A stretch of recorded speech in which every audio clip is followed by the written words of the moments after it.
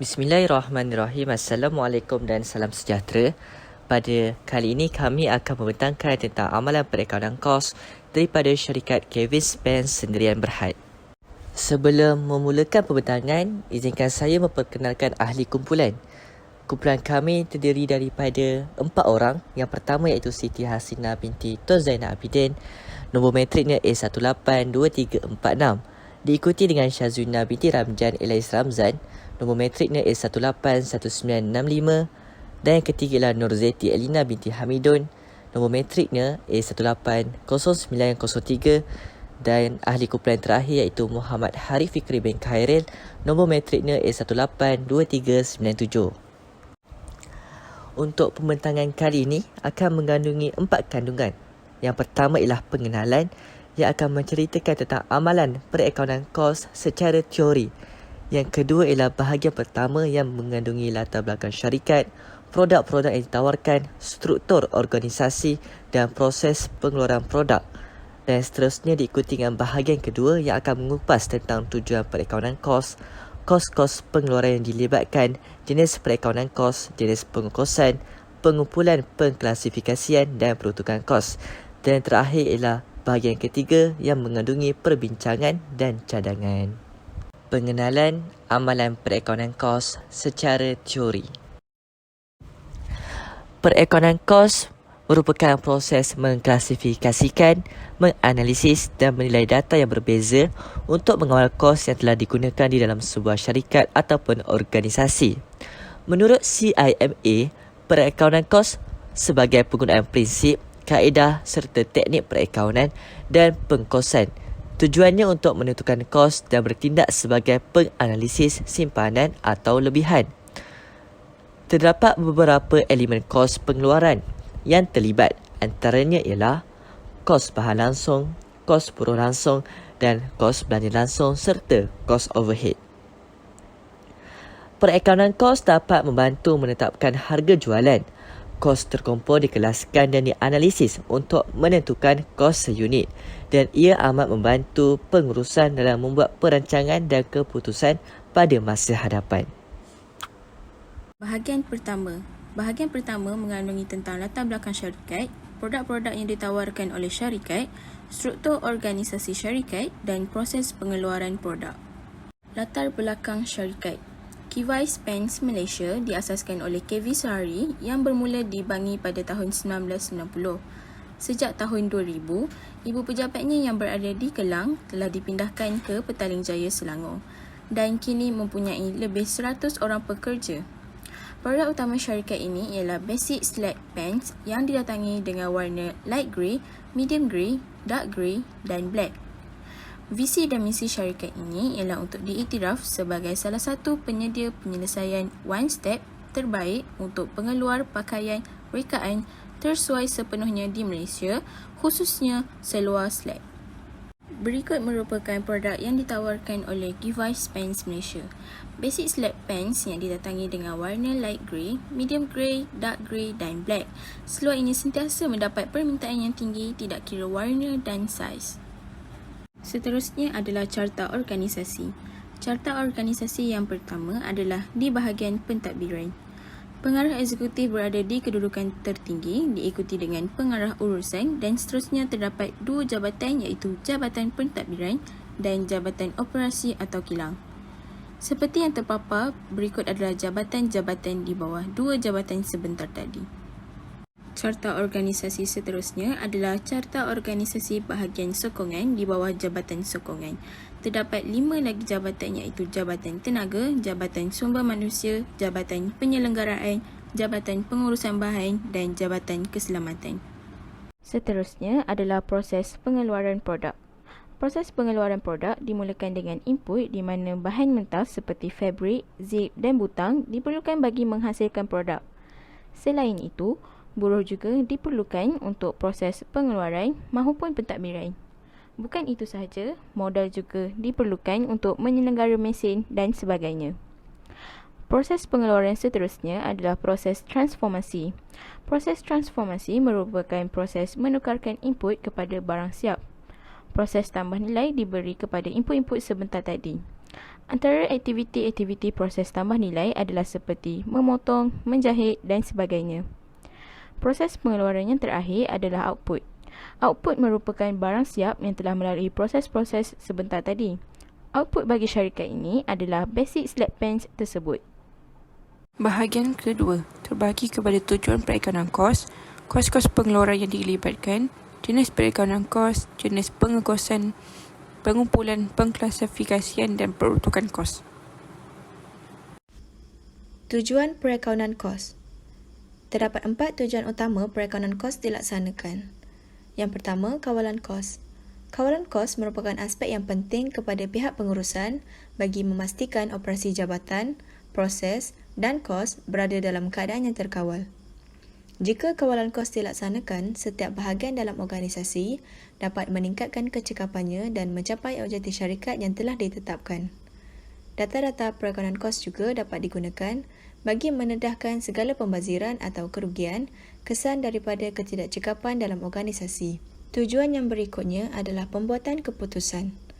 Maklumat kos yang betul dan tepat amat penting kepada pihak pengurusan dalam proses pembuatan keputusan memandangkan maklumat tersebut dapat memberi kesan terhadap prestasi dan kedudukan kewangan perniagaan sama ada dalam jangka masa panjang maupun jangka masa pendek. Perakaunan kos membantu pihak pengurusan dalam menentukan kos pelbagai kerja dan proses. Ia juga dapat menentukan segala kerugian dan pembaziran sebelum sesuatu kerja atau proses itu disiapkan. Oleh itu, keputusan yang tepat dapat diambil lebih awal bagi mengelakkan berlakunya kerugian yang lebih besar. Tujuan yang seterusnya adalah membuat perancangan. Proses menganalisis maklumat dan kos yang lepas serta membandingkannya dengan maklumat kos yang terkini dapat membantu pihak pengurusan merancang dengan lebih baik sekaligus mempertingkatkan prestasi pada masa hadapan. Selain itu, perakaunan kos juga dapat membantu dalam menyampaikan maklumat-maklumat bagi membolehkan sesuatu perniagaan merangsang aktivitinya untuk merancang sesuatu objektif seperti meningkatkan keuntungan atau memperkukuhkan kedudukan kewangan. Perakaunan kos juga dapat menganalisis ketidakcekapan yang berlaku dalam pelbagai bentuk seperti pembaziran bahan mentah, masa, perbelanjaan, kegunaan mesin dan alatan. Oleh itu, pihak pengurusan mampu membuat perancangan dengan lebih rapi bagi mengurangkan ketidakcekapan ini pada masa hadapan. Tujuan yang terakhir adalah penentuan harga. Bagi aspek penentuan harga, faktor kos merupakan faktor yang terpenting di samping beberapa faktor lain seperti pasaran, persaingan dan lain-lain. Data daripada perakaunan kos membolehkan kos sesuatu item dikira sekaligus dapat membantu proses penetapan harga sebelum item tersebut dijual. Kos yang terlibat. Kos yang terlibat terbahagi kepada dua iaitu kos pengeluaran dan kos operasi. Kos pengeluaran ialah kos yang ditanggung semasa pengeluaran sesuatu produk. Kos ini termasuk kos bahan langsung, buruh langsung dan overhead perkilangan. Bagi Kevis Pen Sdn Bhd, jumlah buruh ialah 225,000, buruh langsung 108,750 dan overhead perkilangan 202,000. Jumlahnya ialah 535,750. Bagi seterusnya ialah kos operasi. Kos operasi ialah kos yang terlibat dalam aktiviti jualan dan pemasaran barang siap serta aktiviti pentadbiran sebuah perniagaan. Kos ini boleh dikategorikan kepada belanja jualan dan belanja pentadbiran. Bagi syarikat Kevis Pen Sdn Bhd, jualannya ialah 7,500, manakala kos pentadbirannya ialah 21,300 dan jumlahnya ialah 28,800. Jenis perakaunan kos. Kevis Pen Sdn Bhd menggunakan perakaunan kos normal. Hal ini demikian kerana perniagaan ini mengukur kos overhead kilang berdasarkan kadar overhead pratentu yang menggunakan jam buruh langsung sebagai asas pengukuran kos overhead. Penggunaan overhead diserap membantu dalam menyeragamkan kos produk seunit dan penetapan harga juga dapat dilaksanakan dengan lebih awal dan mudah. Kadar overhead dikira dengan membahagi anggaran overhead kepada anggaran jam buruh langsung serta membahagi overhead sebenar dengan jam buruh langsung sebenar. Keputusan bagi kedua-dua overhead tersebut akan dibandingkan dan ditentukan sama ada terkurang atau terlebih serap. Jenis pengekosan. Kevis Pen Sdn Bhd telah memilih pengekosan proses sebagai pengekosan yang bakal digunakan sepanjang proses pengeluaran dijalankan. Hal ini demikian kerana produk yang dikeluarkan oleh Kevis Pen Sdn Bhd bersifat seragam atau homogen dan proses pengeluaran juga dijalankan dalam skala yang besar.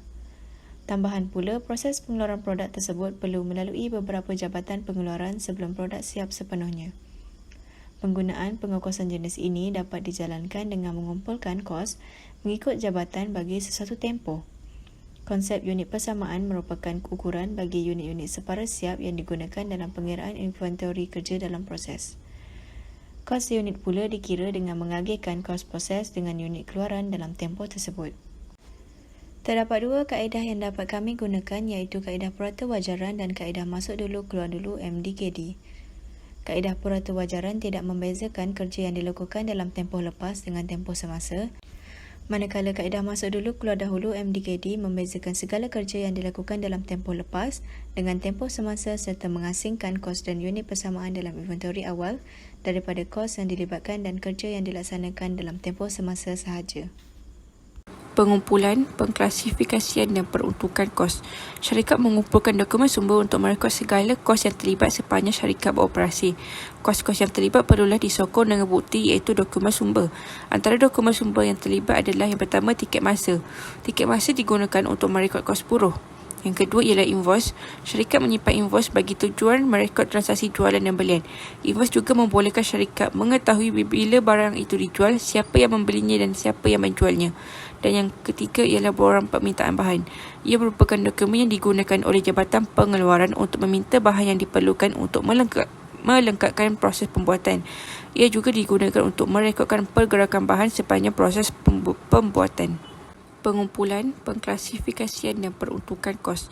Syarikat mengumpulkan dokumen sumber untuk merekod segala kos yang terlibat sepanjang syarikat beroperasi. Kos-kos yang terlibat perlulah disokong dengan bukti iaitu dokumen sumber. Antara dokumen sumber yang terlibat adalah yang pertama tiket masa. Tiket masa digunakan untuk merekod kos buruh. Yang kedua ialah invoice. Syarikat menyimpan invoice bagi tujuan merekod transaksi jualan dan belian. Invoice juga membolehkan syarikat mengetahui bila barang itu dijual, siapa yang membelinya dan siapa yang menjualnya. Dan yang ketiga ialah borang permintaan bahan. Ia merupakan dokumen yang digunakan oleh Jabatan Pengeluaran untuk meminta bahan yang diperlukan untuk melengkapkan proses pembuatan. Ia juga digunakan untuk merekodkan pergerakan bahan sepanjang proses pembuatan. Kevis Pence dan Berhad menggunakan pengukusan berasaskan aktiviti iaitu ABC kerana ia merupakan sistem yang lebih moden. Selain itu, ia memperuntukkan kos overhead dengan lebih tepat dan memecahkan kos overhead antara aktiviti berkaitan pengeluaran. Bagi syarikat Kevis Pence dan Berhad, syarikat menggunakan bilangan unit yang dihasilkan sebagai kaedah peruntukan. Bahagian ketiga, perbincangan dan cadangan. Perbincangan. Berdasarkan laporan perniagaan, kami mendapati bahawa catatan dokumen yang digunakan perlu ditambah baik memandangkan ia akan memberi kesan kepada penyata kewangan perniagaan. Selain itu, kami juga mendapati bahawa berlaku sedikit pembaziran dalam kos seperti kos bahan dan kos buruh. Pembaziran-pembaziran yang wujud seharusnya dielakkan atau dikurangkan agar objektif perniagaan dapat dicapai dan keuntungan perniagaan dapat ditingkatkan. Tambahan pula, Kevis Pence dan Berhad juga perlu memperbarui strategi pemasaran perniagaan. Hal ini demikian kerana perniagaan ini telah ditubuhkan pada tahun 1990 dan strategi pemasaran yang digunakan agak ketinggalan zaman dan ianya akan memberi kesan kepada jualan produk. Cadangan. Berikut merupakan cadangan bagi menambah baik perniagaan sama ada bagi aspek pengeluaran maupun pengurusan. Yang pertama, menambah baik catatan dokumen agar maklumat lebih lengkap. Yang kedua, mengurus inventory dengan lebih sistematik. Yang ketiga, mewujudkan laman web bagi mengurangkan kos buruh. Yang keempat, menggunakan media sosial bagi memasarkan produk dan terakhir sekali, meningkatkan perkhidmatan pelanggan. Itu sahaja daripada kumpulan kami. Sekian, terima kasih.